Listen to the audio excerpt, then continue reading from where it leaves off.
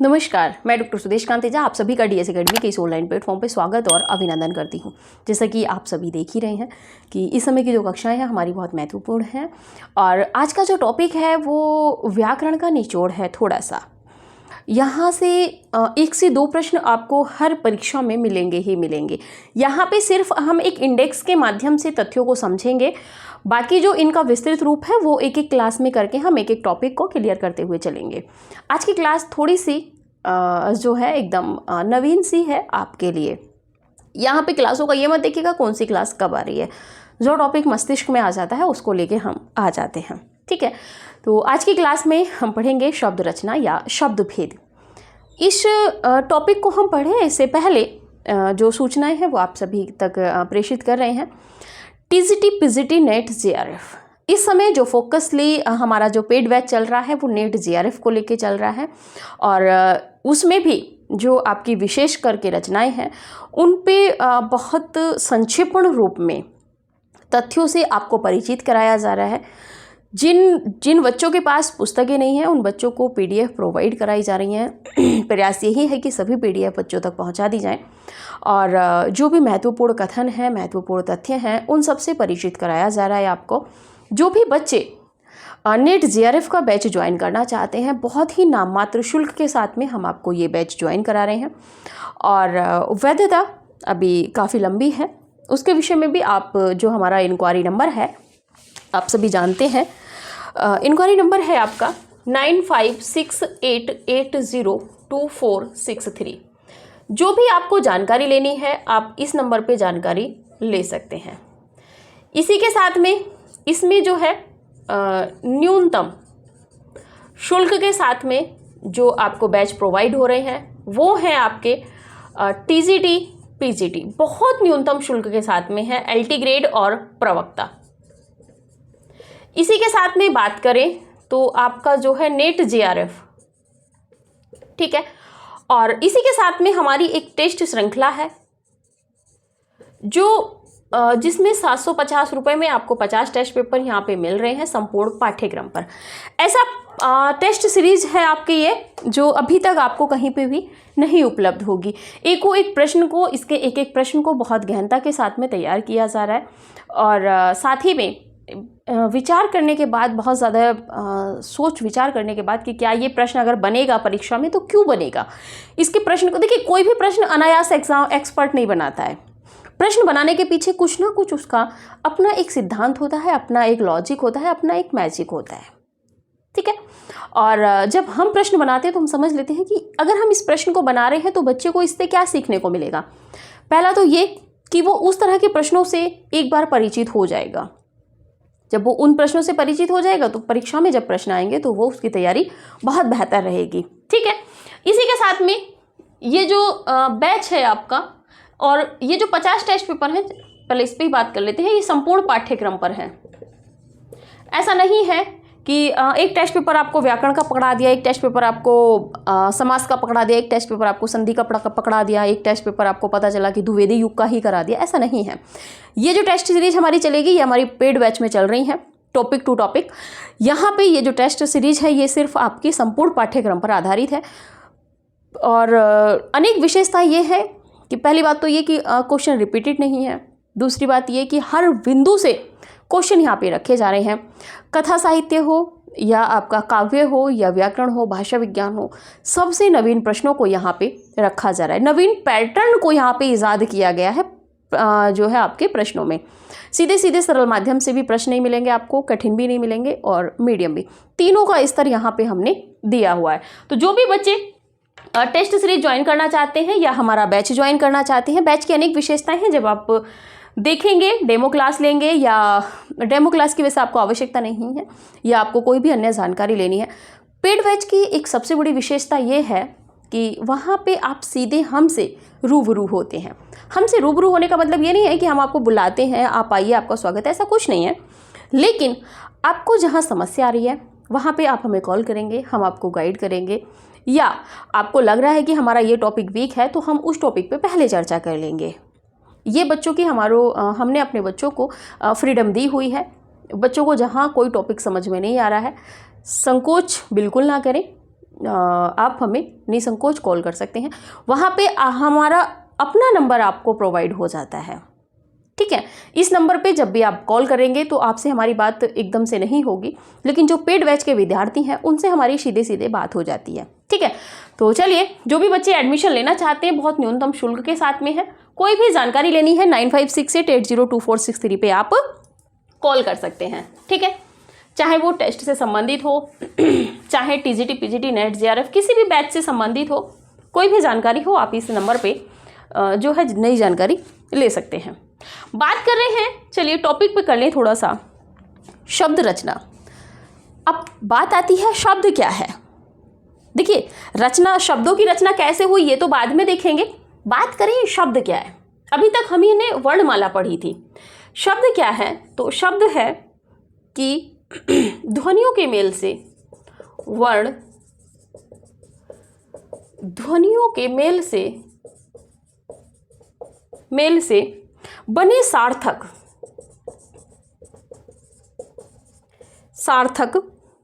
वर्ण समुदाय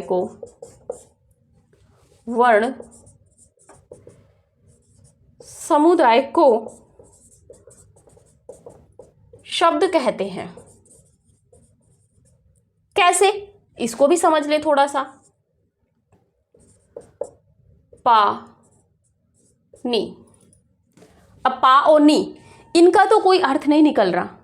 उसने क्या कहा है यहाँ पे, जब हमने लिखा है कि वर्ण ध्वनियों के मेल से बने सार्थक वर्ण समूह, सार्थक वर्ण समूह का सीधा सीधा मतलब होगा, जब यहाँ पे लिखा जाएगा पानी, अगर आप इसको पढ़ेंगे कोई अर्थ नहीं है, लेकिन जब आप इसको कमल पढ़ेंगे, लिखेंगे, तब ये क्या हुआ कि सार्थक वर्ण समुदाय है। एक क्या हुआ, सार्थक वर्णों का समुदाय हुआ। सार्थक का मतलब होता है जिनका अर्थ निकलता है। यहीं पे अभी आगे बात करेंगे निरर्थक भी होता है, ठीक है। ये रहा आपका, और इनकी जब रचना होती है उसका आधार देखते हैं, ठीक। चलिए, यहां पे बात करें तो शब्द के भेद, शब्द के भेद, ये एक इंडेक्स है, आप थोड़ा सा देखिएगा। शब्द के भेद कितने होते हैं, 2। पहला है आपका सार्थक शब्द, 10 मिनट में आप सब कुछ क्लियर कर जाएंगे, और दूसरा है आपका निरर्थक शब्द, ठीक है। सार्थक शब्द का मतलब है जिन शब्दों का कुछ ना कुछ, यहीं पे लिखिए, जिन शब्दों का कुछ ना कुछ अर्थ हो, वो कौन से होते हैं, सार्थक शब्द। निरर्थक, जिन शब्दों का अपना कोई अर्थ नहीं होता, अर्थ हो, जैसे कि सार्थक शब्दों में आप देखेंगे यहां पे, जैसे कि पानी, रोटी, ठीक है। यहीं पर वानी, बोटी, ठीक है। बोटी वैसे पंजाबियों में एक शब्द है, ठीक है। लेकिन जैसे कि निरर्थक और सार्थक शब्द होते हैं, सीधा सीधा लिखें यहाँ पे, तो एक उदाहरण में आप देख लीजिएगा, पानी वानी, रोटी वोटी, यानी कि ये जो है आपके, ये सार्थक हैं, और ये जो दोनों शब्द हैं ये आपके निरर्थक हैं, ठीक। स्पष्ट हुआ, यहां तक कोई समस्या मुझे नहीं लगती कि आप में से किसी को होगी, ठीक है। बहुत ज़्यादा स्क्रीनशॉट लेने के चक्कर में यहाँ पे अभी आप नहीं पढ़िएगा। अब बात करते हैं आपका जो है सार्थक शब्द के भेद।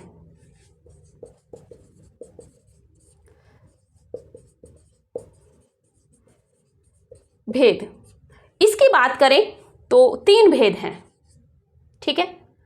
पहले नंबर पे यहां पे बात कर लेते हैं, यहीं पे प्रयोग या रूप के आधार पर, प्रयोग या रूप के आधार पर इसके कितने भेद हैं, 2 भेद। कौन सा, पहला है विकारी और दूसरा है अविकारी। ठीक है, प्रयोग या रूप के आधार पर जो सार्थक शब्द हैं उनके 3 भेद हैं। पहला भेद है प्रयोग या रूप के आधार पर, उसके कितने भेद हैं? प्रयोग या रूप के आधार पर के 2 भेद होते हैं। कौन कौन से? एक है विकारी, एक है अविकारी। विकारी शब्द वो हैं जिनमें संज्ञा, सर्वनाम, विशेषण, क्रिया के आधार पर विकार हो जाता है, और अविकारी उनमें कोई विकार होता ही नहीं है। क्रिया, विशेषण, समुच्चय बोधक, संबंध बोधक। ठीक है, तो थोड़ा सा इनको भी यहीं पे क्लियर करते हैं, विकारी और अविकारी। विकारी शब्दों में अगर हम बात करें तो विकारी शब्दों में आपको देखने को मिलेगी संज्ञा, सर्वनाम, क्रिया और विशेषण। इनमें क्या है, ये जैसे ही लिंग वचन कारक के अनुसार इनमें परिवर्तन हो जाता है। बात करें अविकारी, अविकारी में क्रिया विशेषण, संबंध बोधक, समुच्चय बोधक, इनमें कोई विकार नहीं होता है, और आपका है विस्मय आदि बोधक। ये जो शब्द हैं इनमें कोई विकार नहीं होता और इनमें विकार हो जाता है। ठीक, ये रहे आपके। अब स्क्रीनशॉट जिसको लेना है वो जरा तेजी से स्क्रीनशॉट लीजिए, आगे और भी इंडेक्स है उसको क्लियर करते हैं। अभी तक आपने प्रयोग या रूप के आधार पर ही पढ़ा है। ठीक, चलिए यहाँ पे 1-2 नोट और लिख लीजिए। रचना या बनावट के आधार पर, रचना या बनावट के आधार पर कितने हैं? तो ये हैं आपके 3 भेद। 3 भेद कौन कौन से हैं? अभी पहले इसको रफ कर देते हैं। ठीक है, 3 भेद कौन कौन से हैं? तो आपके हैं, पहला है रूढ़, दूसरा है यौगिक और तीसरा है योग रूढ़। इसी के साथ में बात करें, रूढ़ आपको पता है जिसका खंड नहीं होता, जिसके खंड हो जाते हैं और कोई अर्थ नहीं होता, रूढ़ हो गया। दूसरा है यौगिक, जैसे कि आप देखेंगे जिनमें संधि की जा सकती है। और योग रूढ़ यानी कि यौगिक के साथ मिलकर जो बनते हैं, लेकिन वो परंपरागत या किसी विशेष कारण से वो रूढ़ हो जाते हैं शब्दों में। जैसे कि आप देखेंगे सूरदास किसी भी अंधे व्यक्ति को कह दिया जाता है, या किसी से साधारण से सीधे व्यक्ति को कह दिया जाता है। ठीक है, गोपालक गाय को पालने वाला, लेकिन अब रूढ़ हो गया है कृष्ण के लिए। इस तरह का ये है। तीसरे नंबर पे बात करें तो है आपका व्युत्पत्ति या उत्पत्ति के आधार पर। इसके भी कितने भेद हैं? तो इसके हैं आपके 4 भेद। कौन कौन से हैं? तो पहला है आपका तत्सम, दूसरा है तद्भव, तीसरा है आपका देशज, जैसे कि आपका लोटा वगैरह होता है, और चौथा है विदेशज, जो विदेश से लाए गए शब्द होते हैं। ठीक, चलिए किसी को स्क्रीनशॉट अगर लेना है तो आप लीजिए, बहुत ज़्यादा नहीं, 5 मिनट का काम और है, और इसमें फिर बाद की विस्तृत रूप से आगे बढ़ेंगे। यहाँ पे सिर्फ एक इंडेक्स देना था आपको।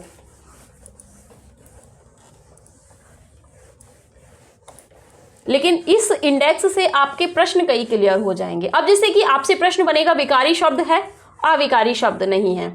ठीक है, तो ये आपको ध्यान रखना है। आगे बात करें,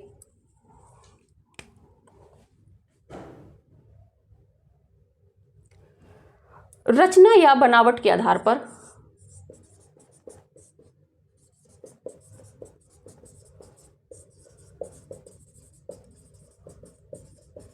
बनावट के आधार पर शब्द भेद।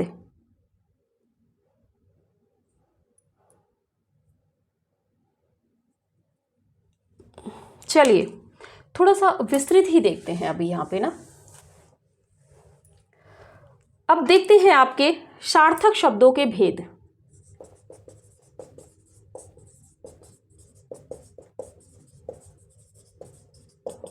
दो भेद हमने पढ़े थे, ठीक है। पहला था रूप या प्रयोग के आधार पर, दो भेद थे। पहला है विकारी,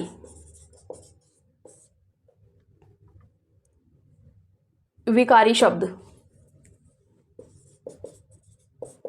इसमें जब बात करें लिंग वचन और कारक के आधार पर,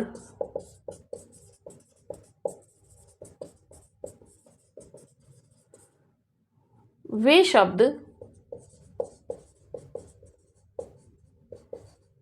जिनमें लिंग वचन और कारक के आधार पर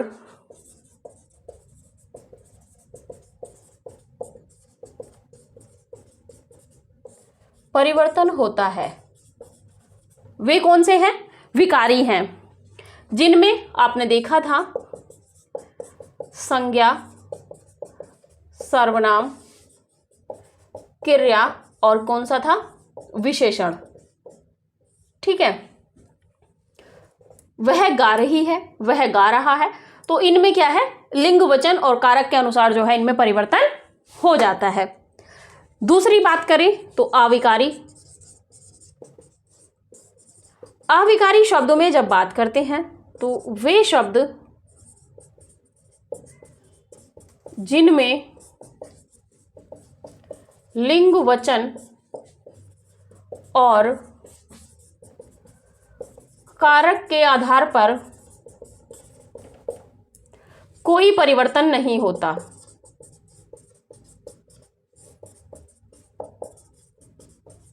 नहीं होता है। जैसे कौन से हैं आपके? तो आपके हैं क्रिया विशेषण,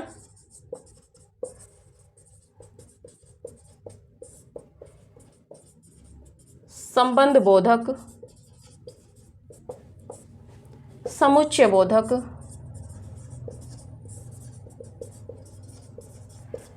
और विस्मयादि बोधक।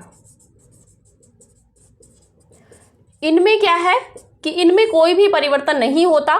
ये जैसे वाक्य में लिखे जाएंगे ये वैसे ही, वह धीरे धीरे गा रही है तो क्रिया विशेषण है, वह धीरे धीरे चल रहा है, तो धीरे धीरे ये ऐसे का ऐसा ही रहेगा, इसमें कोई परिवर्तन नहीं होगा, ठीक है। आगे बात करें तो रचना या बनावट के आधार पर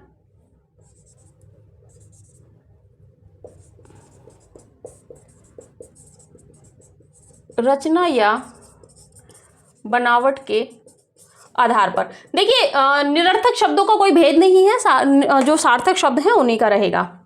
तो पहले नंबर पे है आपका, देखें तो पहला है आपका रूढ़ शब्द। इनकी जब बात करें वे शब्द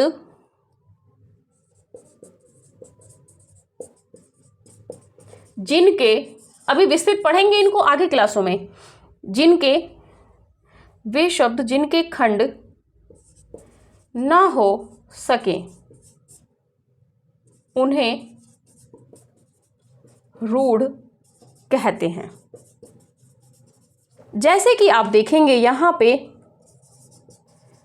आज, कल, नाक। अब अगर इनका आप विच्छेद करेंगे, तोड़ेंगे इनको, तो ये टूटेंगे नहीं। जैसे कि ना का कोई अर्थ नहीं है लेकिन मिला हुआ है। दूसरे नंबर पे आप देखेंगे तो यौगिक शब्द। यौगिक शब्द की जब आप बात करेंगे तो ऐसे शब्द जो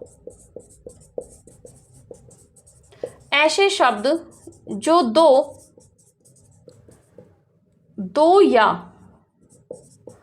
दो से अधिक सार्थक शब्दों से बने हों, सीधे सीधे लिखिए, शब्दों से बने हों। जैसे आप देखेंगे यहां पे पंकज और आपका विद्यालय, तो क्या है? विद्या, धन, आलय। मैंने क्या कहा कि जिनमें आपका विच्छेद हो जाए। पंक, धन, जा। पंक मतलब कीचड़ और जा मतलब उसमें जन्मा हुआ विद्या। विद्या के लिए आलय यानी कि विद्या का घर। तो ये क्या हुआ? योग इक यानी कि जोड़ना, योगिक यानी कि जोड़, योग जोड़ना, इक प्रत्यय लग गया है तो ये हो गया आपका यौगिक। पहला क्या है? रूढ़ शब्द, जिसमें दो वर्ण है एक तरीके से, उनको मिलाया तो अर्थ है, लेकिन अगर उनको अलग किया दो वर्णों को तो उनका कोई अर्थ नहीं है। तो वो क्या हुआ? रूढ़। अलग करने पे कोई अर्थ नहीं है, एक करने पे एक अर्थ आता है, जैसे कि कल, कल यानी कि आने वाला कल, बीता हुआ कल भी हो सकता है। नाक जो सभी के हैं, और जबकि ना और का जब हम लिखेंगे तो कोई अर्थ नहीं रहेगा। यौगिक की जब बात करेंगे तो दो या दो से अधिक सार्थक जिनका कोई अर्थ निकलता है, ऐसे शब्दों का जहां मेल होता है तो वहां पे यौगिक शब्द होते हैं, उनको यौगिक शब्द कहते हैं। तीसरे नंबर पे यहां पे आप देख लीजिए, तीसरा है आपका रूढ़, योग रूढ़, योग रूढ़ शब्द। योग से तो बना है लेकिन वो क्या है? रूढ़ हो गया है। ये मूल रूप से रूढ़ है। ये योग इक यानी कि योग से इक प्रत्यय लगने के बाद में, यानी कि यहाँ पे आपको पता है योगिक यानी कि योग कहाँ हो रहा है? यहाँ पे संधि हो रही है। योग तो हुआ है लेकिन क्या हुआ? वो शब्द रूढ़ हो गया है, यानी कि रूढ़िवादी, जैसे कहते हैं ना कि रूढ़िवादी सोच है, यानी कि पुरानी सोच है, पुरानी तरह से जो शब्द आ रहे हैं उनमें ये एक तरीके से लुप्त हो गया है या विलीन हो गया है। ऐसे शब्द जो यौगिक तो होते हैं, ऐसे शब्द जो यौगिक तो होते हैं किंतु अपने सामान्य अर्थ को, किंतु अपने सामान्य अर्थ को प्रकट न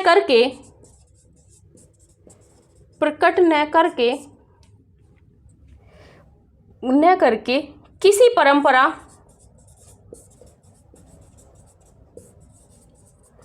विशेष के अर्थ में रूढ़ हो जाते हैं। ठीक है बच्चे, रूढ़ हो जाते हैं। जैसे कि अब यहां पे तो है आपकी संधि, और योग रूढ़ में क्या होगा? यहां पे बहुव्रीहि, बहुव्रीहि समास के जो शब्द हैं उनको आप ध्यान करके, बहुव्रीहि समास के जो उदाहरण हैं वो योग रूढ़ के उदाहरण हैं। आप इतना मान के चलिए। देखिए अब मैं कह रही हूं तो ऐसा नहीं है कि 100% ऐसा ही होगा, कुछ शब्दों में इधर उधर हो जाता है, लेकिन 99.5% शब्दों में आपको जो है योग रूढ़ ही मिलेगा। ठीक है, अब जैसे कि आप देखेंगे यहाँ पे पंकज, अब इसीलिए लेके आई हूं इसको पंकज, यानी कि पंक, धन, जा। ये था पंक यानी कि कीचड़ में जन्म लेने वाला। यहां पे जब आप देखेंगे तो कीचड़ में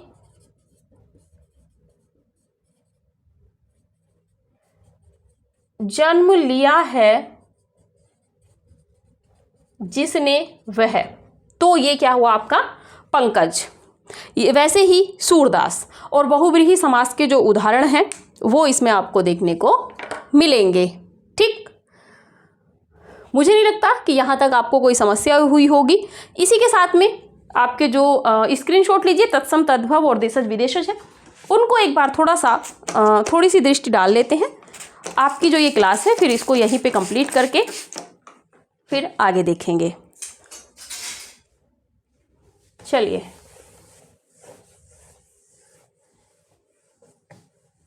देखिए उपसर्ग, प्रत्यय ये सब आते हैं इसी में, लेकिन यहाँ पे बात हो रही थी क्रिया वगैरह के, तो विकारी अविकारी शब्दों को समझाना मेरा मेन उद्देश्य था।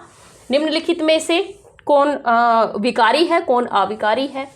ठीक है, यहाँ से प्रश्न बन जाता है। तो विकारी और अविकारी ये जो चार शब्द हैं इनको आप ध्यान रखिएगा, यहाँ से प्रश्न बनने की बहुत ज़्यादा संभावनाएं रहती हैं। ठीक है, उत्पत्ति के आधार पर,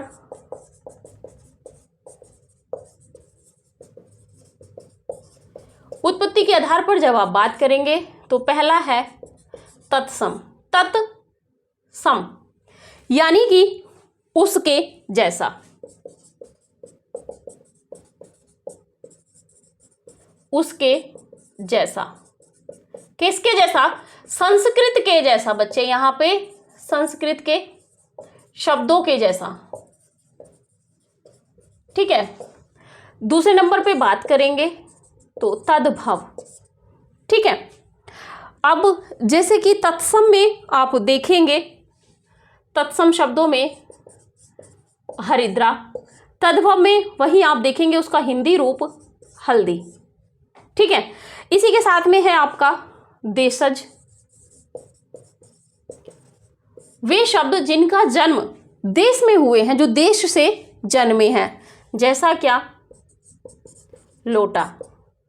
फोर्थ नंबर पे आप देखेंगे विदेशज, जो विदेश में जन्मे हैं, जैसा कि आप देखेंगे आलपीन, गमला। ये सब अलग अलग भाषाओं के हैं, अलग अलग वो जो है आपके आए हुए हैं। यहाँ पे मुझे नहीं लगता, शब्द के मूल रूप में जब आप जानेंगे तो धातु में उपसर्ग और प्रत्यय के योग से भी शब्द बनते हैं, ठीक है। अब जैसे कि आपका मूल धातु में जहाँ पे उपसर्ग जुड़ जाते हैं तो वहाँ पे भी शब्द बन जाते हैं और प्रत्यय भी बन जाते हैं। इसी के साथ में पर्यायवाची भी आपके शब्द से ही बनते हैं। विलोम हैं, समभिन्नार्थक हैं, समश्रुति भिन्नार्थक हैं, ठीक है, समानार्थी शब्द हैं। ये सब आपके जो है शब्द संरचना में ही रहेंगे। लेकिन अब धीरे धीरे एक एक दो दो टॉपिक पे हम इसमें बात करते हुए चलेंगे। यहाँ पे जो आपका मेन मुख्य उद्देश्य था, उत्पत्ति के आधार पर शब्द के भेद, ये 4 हैं, ठीक है। इसी के साथ में सार्थक शब्दों के जो भेद हैं वो 3 हैं, ठीक। इन सबको आप थोड़ा सा याद रखिए, क्योंकि इस इंडेक्स से आपका एक प्रश्न पक्का ही आएगा। 1 से 2 या अधिक प्रश्न भी आपको देखने को मिलेंगे। निम्नलिखित में से कौन विकारी शब्द नहीं है? वाक्य सीधा सीधा दिया रहेगा, संबंध बोधक, समुच्चय बोधक, ठीक है, क्रिया विशेषण, इन सब में विस्मयादि बोधक। आपको बिल्कुल स्पष्ट रहना है। बाकी इनको सबको विस्तृत पढ़ेंगे, विकारी शब्दों को और आपके जो है अविकारी शब्दों को, इनको सभी को एकदम विस्तृत पढ़ते हुए हम चलेंगे। तो ठीक है, अभी की जो क्लास है वो यहीं तक रखते हैं। किसी भी बच्चे को कोई भी जानकारी लेनी है तो 9568802463 पे कॉल कर सकते हो। नवीन न्यू बैच जो चल रहे हैं, आप अभी भी एडमिशन ले सकते हो। जो भी क्लासेज आपकी हो चुकी हैं वो आपको एक साथ प्रेषित कर दी जाएंगी। बाकी की जो 2 क्लास आपकी कंटिन्यू चल रही हैं वो आपको समय पर आपको दे दी जाएंगी। प्रतिदिन आपकी क्लासेज चलती हैं, वो आपको समय से प्रोवाइड की जाएंगी। साथ ही में जो नेट जेआरएफ की तैयारी करने वाले बच्चे हैं वो ज़्यादा विलंब ना करें, क्योंकि फिर आप बिल्कुल परीक्षा से पूर्व में, अगर 1 माह पूर्व में भी अगर आप एडमिशन लेते हैं तो आपकी तैयारी उतनी बेहतर नहीं हो पाएगी। इसीलिए अभी समय है, आप समय से एडमिशन ले लीजिए। तो ठीक है, अभी की क्लास यहीं तक रखते हैं। मिलेंगे अगली क्लास में अगले नए टॉपिक के साथ में। आप सभी का धन्यवाद।